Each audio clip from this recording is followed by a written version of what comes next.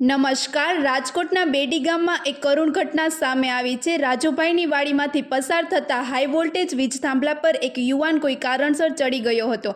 આ દરમિયાન તેને તાત્કાલિક જ ઘાતક વીજ શોક લાગ્યો અને ઘટના સ્થળે તેનું મૃત્યુ નીપજ્યું। ઘટનાને પગલે વિસ્તારમાં ચકચાર ફેલાઈ, જ્યારે પોલીસ અને વીજ તંત્રની ટીમે વધુ તપાસ હાથ ધરી છે। વધુ સમાચાર માટે જોડાયેલા રહો। RP Gujarat news, Rajkot.